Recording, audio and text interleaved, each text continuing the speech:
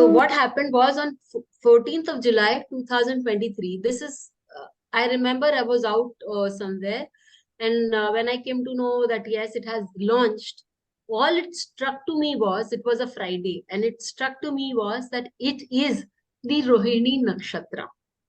Okay. So I took into account a lot of things, but I was complacent. I didn't want to make that video. But some few days ago, I was just thinking, let's see at least what the chart has to say, because there is a lot that is coming out, whether it will succeed or not succeed. So I was just thinking about it, and I was talking to a couple of friends and seniors like Sharma sir, and I was just thinking whether it's really going to work out or not. So the first thing that it struck to me was it's a mission for Chandra. Okay. And Chandra in this chart, as they have put it out, or the launching time, which is 2:35, is it's not Vargotam, but yes, it is exalted. It's in its own nakshatra. It's in a Sthira Rashi. Okay, and it's the 9th lord in the 7th house, which is creating a Raj Yoga in itself. There's a very strong moon, and moon in a Sthira Rasi. Moon, we all know, is very flexible. But when moon is in a Sthira Rasi, it does get a strong base. It cannot have been a better base than the earthy sign of the fixed Rasi, where it is also in its own nakshatra. And this is in the nakshatra of Rohini, where it will grow and prosper. Okay, now let's look into the Lagna and the Lagna Lord. See the Lagna. The Lagna is in the Vishakha Nakshatra. It's in the sign, again, it's in a Sthira Rashi. It's in a Sthira Rashi. The Lagna is not debilitated. Lagna can't that is where moon gets debilitated. But the Lagna Lord is, the Lagna is Sthira Nakshatra. Rashi, sorry, Sthira Rashi. Again, it is a mission that has taken up with a lot of thought process and control. And the Lagnesh Mars is very strong. One, it's in a friend's house. Two, it is in a Sthira Rashi again. And three, it's Digbali. It's also with the Lord of the house in which moon is placed. That is dispositor of the moon. So Lagna, Lagnesh, both are strong. Now people can tell that the Lagna is aspected by Saturn. And the Lagnesh is also aspected by Saturn. Yes. And that is the reason where I feel that there can be delays. Okay. Because it's again a strong Saturn with which is Digbali. Sorry, not Digbali, but which is Cheshtabali and in its own house. Okay. It is also creating a Sasa Yoga. But retrograde Sasa Yoga gets a little difficult. And apart from that, it is also creating, it's a little slightly, if I can say, it's not afflicted, but it has a dosh, Kendradipati dosh.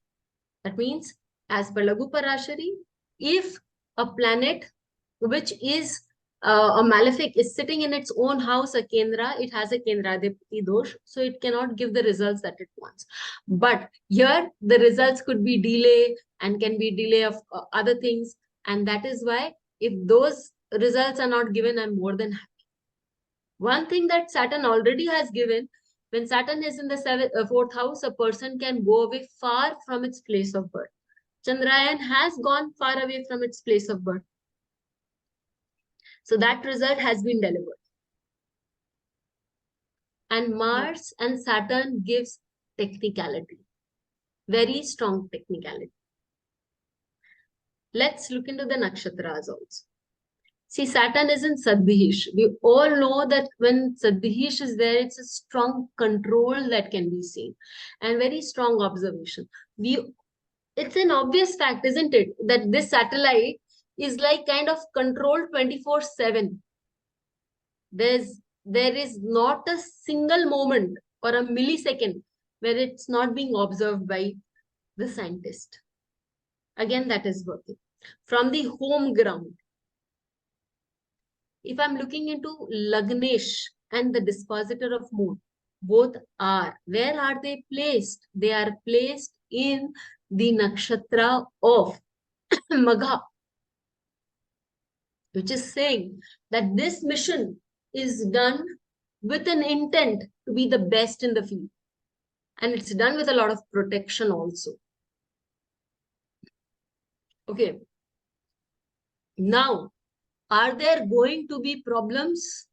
There can be problems. Why can there be problems, guys? When I'm talking about the problems that there can be, okay, why can there be problems is we're talking about it landing there on the 24th, 23rd, right? I feel a problem coming along on 21st evening. Okay, why do I say that? Why do I say that there can be a 21st evening problem? I'll tell you that. But before, let us also see there are other hitches that can be there. See, the fifth lord has gone in the sixth house with Rahu. Okay. So some calculation mistake can be there, which they've already rectified. They have changed the trajectory. They have moved it from the elliptical to that of the circular, I believe. And the second problem that there can be is that of, see, the 10th lord has gone in the 8th. That means that it is a very strong research bound work also. And obviously, launching a satellite is not something, they say the rocket, if you launch, you need a lot of science to it, and you're launching a satellite. So a huge amount of research has gone. That's one point in plus, but the other can also be that huge amount of investments have been made, which may not have been also into awareness. It could have been prior investments also that will be there. These are the 2 points that can actually afflict. And the thing is that, see, Ketu is in the 12th house. It is landing on the south node. Chandrayaan is landing on the south node. Ketu is said to be the south node. Why do I see a problem on the 21st? I see a problem on the 21st because in the 12th house, in transit, Moon and Ketu will meet. So what I feel, I am Chitra Nakshatra. Chitra Nakshatra is, it can give you a change somewhere. And they will work there. That will create a pressure kind of situation in on the 21st. Because Chitra Nakshatra functions best under pressure. So if under due pressure, if they are able to do the work properly, the mission will be a success. The landing will definitely be a success because Moon is in a Sthira Rashi. But a small problem, a glitch, which needs to be worked on, and Ashwini, Rahu is in Ashwini, a quick decision needs to be taken. You cannot procrastinate there. And you need to then undergo that quick decision and do something about it judicially. And you can come out of that situation. So that is, I feel that the mission should work. Apart from that fact that this moon is also on the national chart, the nation's Lagna of India. Indian independence chart shows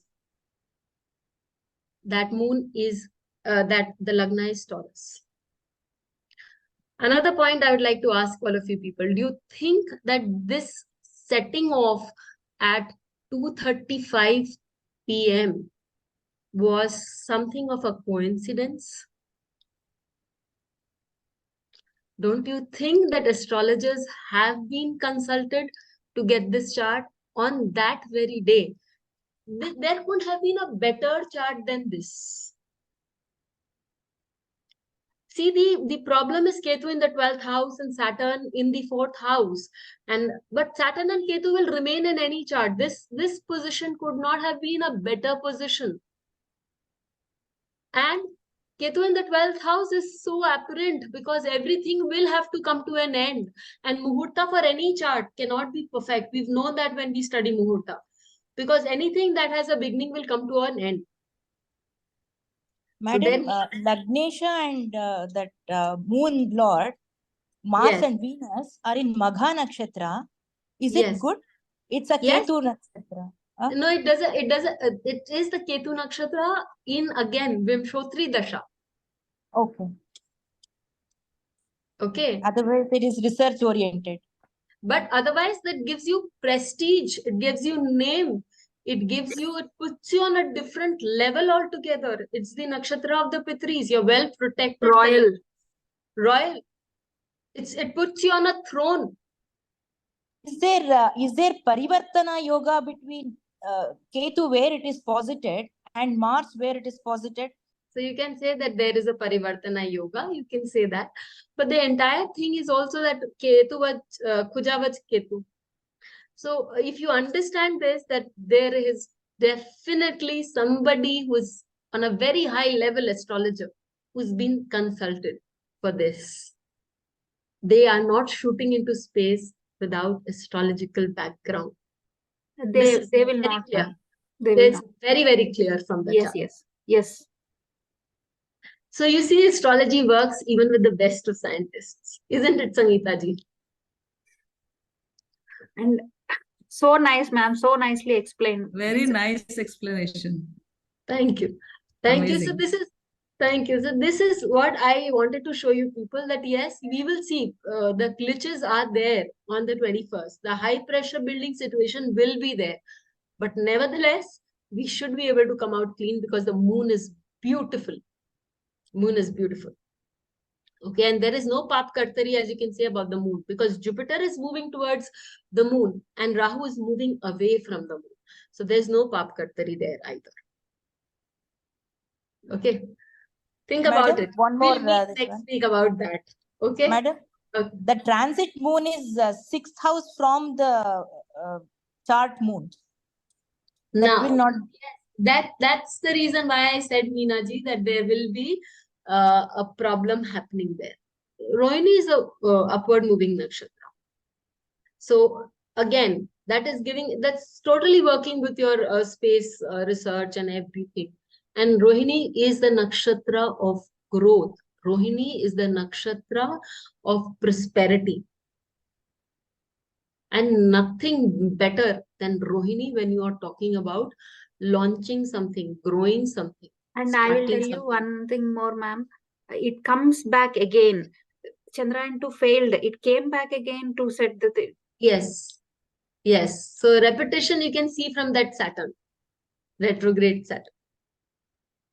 And okay. Muhurta is good, ma'am. Means it stays. It means there is a say. I heard like once not heard. It is said like when Vashishta, Rishi Vashishta has kept the Muhurta for Rama Kalyana, not Ram Pattabhishekam. Even if he is exiled to forest, his that Padukulu will rule the entire 14 years. That Muhurta is so strong like that. Like that it is. Yes. Very beautiful. And he's lived like a king. Yes. Very beautiful. Okay, guys. So see the strength of Muhurta in this chart. Also understand that astrology works beautifully on all angles. We'll meet again next week. Okay. Thank you, ma'am. Bye. Bye-bye. Thank you, madam. Thank you. Bye. Please hit the bell icon for fresh updates. Don't forget to like, share, and comment on the videos, and please subscribe to our channel.